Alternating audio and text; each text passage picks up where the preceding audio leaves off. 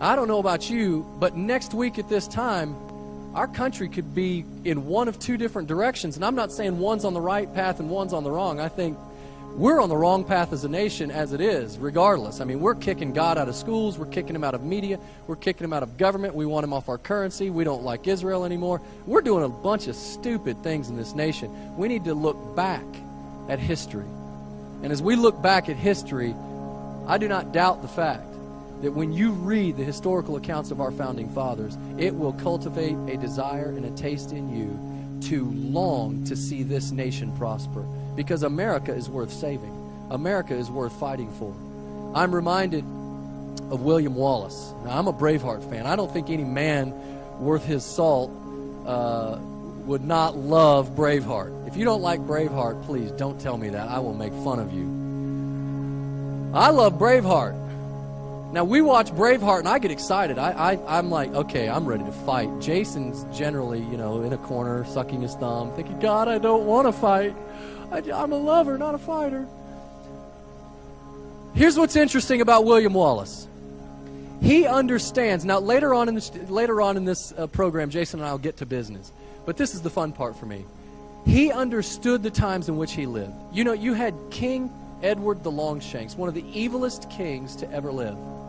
And he was simply a conduit for an evil spirit to come and rob, kill, and destroy. And we know who the author of that evil spirit is. We see it through Nero. We see it in Mao Zedong. We see it in Hirohito. I mean, we see it we see it everywhere. And so Edward the Longshanks had suppressed, raped, and pillaged the Scottish people and had taken their lands.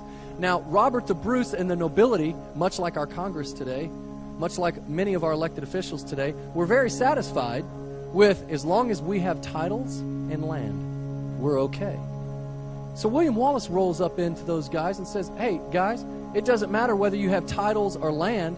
Do you know what they're doing to the women and children in these Scottish villages? Do you realize what's happening? These guys were intoxicated with their position. They were intoxicated with their money. They were intoxicated with the fact that they had influence and notoriety. Sound like a lot of leaders today? Sound like a lot of business leaders today, too. Sounds like a lot of church leaders today. We're completely intoxicated with it. And so William Wallace comes in and says, we've got to take Edward the Longshanks out. We've actually got to stand in the gap and be willing to lay our lives down.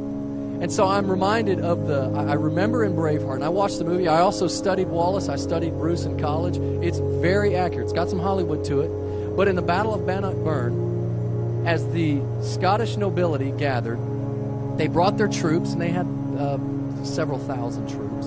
And here they are standing in their uniforms. Well, it was kind of ragtag-looking uniforms, and the nobility sitting on their horses.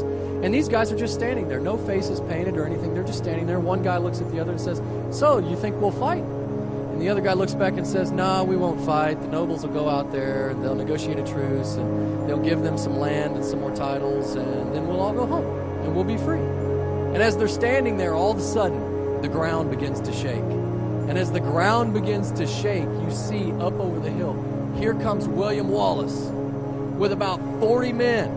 And they're all on horses. They're all decorated with just the craziest blue face paint you have ever seen. And they get off their horses and they go stand right in front of these guys. And the nobility looked at Wallace and said, what are you here to do?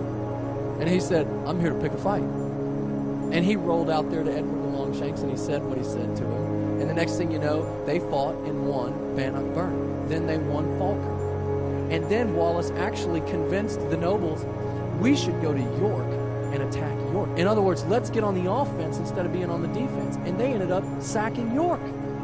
And ultimately, Scotland became free. But it did not become free until there was a man with enough guts, a man with enough backbone, a man willing to take what little he had to offer and lay it all on the line that others may live. He had a focus. He had a mindset that my life does not matter when other lives are being taken. And so that is the exact same focus and mindset that we as business leaders, we as ministry leaders, we as elected officials should have. William Bradford, the first governor of Plymouth Plantation, wrote in his journal, he said, we view our lives as stepping stones which future generations may trod. And that's exactly what our founding fathers did. And I am not going to sit back and just take all my money and try to network with as many cool people as I can and get as many photos with as superstars and put them on the wall in my library with as many trophies as I possibly can. That is not life.